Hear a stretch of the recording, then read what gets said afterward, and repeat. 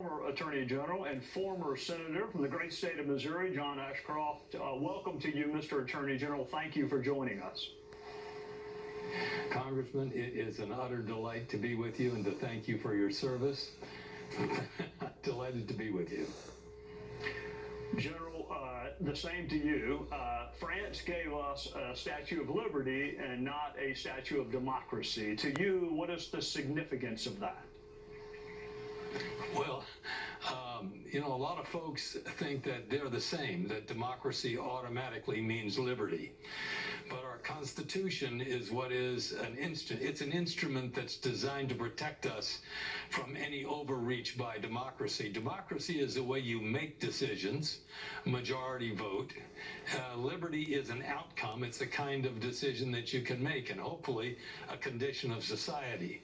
And the Constitution is designed to guarantee that even large democracies won't infringe our liberty, because the founders of this country understood the profound truth that it's in liberty that people prosper and reach the ultimate of their potential, and that societies and cultures really grow. And when we were a society characterized by liberty, people came here for freedom. I'm afraid in some respects that we become a society characterized by benefits from the bureaucracy. People will show up here for free stuff. Well, people who know how to work for freedom and with it in a context of liberty are the stuff of which American exceptionalism is made. So I think when France looked to the United States and said, we'll send them a Statue of Liberty, they were reflecting the potential of liberty and also reflecting on the fact that an intoxicated democracy in France had resulted in having to invent a new execution machine, the guillotine, in order to deal with minorities that they wouldn't allow to exist. Thank God in America, the Constitution protects those voices that are even not a part of the majority, and liberty is the central theme, at least it ought to be, that which our Supreme Court protects by invoking the Constitution of the United States. Well, Mr. Attorney General, that's a fascinating way to look at that. We're all going through a pandemic, which is kind of testing the fabric of our society and our culture. How has the pandemic illustrated the issues that you're reflecting on? Well, liberty is the ability to act responsibly. We need a responsible public and a public that's individually responsible, not blaming each other or blaming circumstance.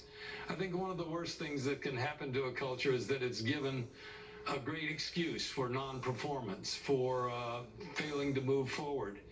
The worst impact of this pandemic has been the suggestion that America has a big excuse. It's seldom that I ask for any kind of performance in our culture that people don't lead with the fact, well, we've been through tough times and we're having to adjust to the pandemic. Well, we need as a country to say, pandemic or not, we believe that free people, individually responsible, are in charge of their own destiny, and that as such make good decisions and can be exceptional. And the ability to blame the pandemic is just one thing that people blame. We want to blame our history, saying that there were events that somehow control us now. If we're controlled now, that means someone else has power over us. I don't believe in anyone having power over America or over Americans. I believe that we should live in liberty, and living in liberty, we should continue to create an exceptional culture that would draw people here, not for free stuff, but for freedom. It's a place where people can prosper in ways that they can't in any other place on the globe. Mr. Attorney General, you served at the highest levels of government. In your judgment, given everything you've seen and experienced and participated in, what is our path forward? What's the path forward for our republic? Well, I think the path forward comes from looking to the values upon which this nation was founded. And to go back to my theme of liberty, even before the shot heard around the world at Lexington and Concord in 1776, in 1752, Isaac Norris and some friends in Philadelphia ordered a bell they called the Liberty Bell. And it was to celebrate the fact that we were designed to be free, that the Creator endowed us with the ability to make consequential choices, to live with those choices, to take responsibility for them.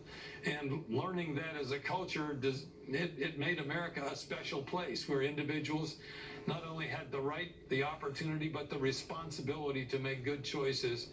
And I think a revival of that spirit, and a spiritual revival as well, that we not find ways to blame other people or look at circumstances as controlling us, but to look at this country as a place that liberates us, not that controls us, and that enables us to continue as an exceptional place where people want to come here for freedom, not for free stuff. And I think that's the way forward, to get in touch with those things. And I think that concept of liberty is a unifying concept. It's not something that Republicans want or Democrats shouldn't want, or vice versa. It's something that is part of humanity. I believe we were created with that as an internal sort of device and character of our creation. So I think that's the way in which the country can be unified, and we certainly need unity. We need what I guess is called comedy, not comedy meaning funny stuff, but comedy meaning courtesy and respect for one another, in light of our mutual commitment to freedom and opportunity, and not opportunity that provides for equal outcomes, but opportunity that provides for equal beginnings. And then the outcomes can be different based on merit. That's so very important. Otherwise, if we don't reward merit, we'll find ourselves swimming in mediocrity. Well, General, I want to thank you for your service to our country. I know that you were a United States Senator, and Lindsay and Tim tell me that's a big deal, and I know it is, but you also work for that blindfolded woman holding a set of scales, and to me, that's the most important job, aside from being Commander-in-Chief, and thank you for your service to our country and for joining us on a Sunday night. Yeah, thank you. God bless you, and God bless America. Yes, sir. You too. Still ahead, Afghan children are starving, but the Taliban is paying cash to the families of suicide bombers. There's a humanitarian crisis in Afghanistan.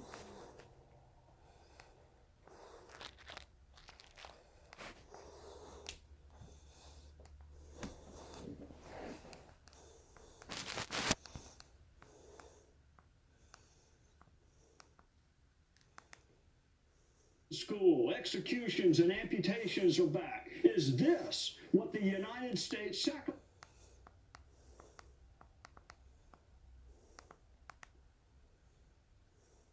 What's happening in Afghanistan, especially for women and girls?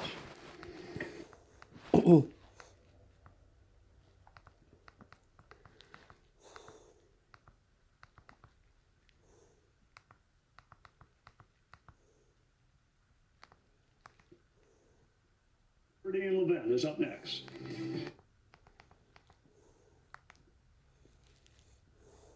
They're the ones that talk to us, but it's time, and that's why I'm.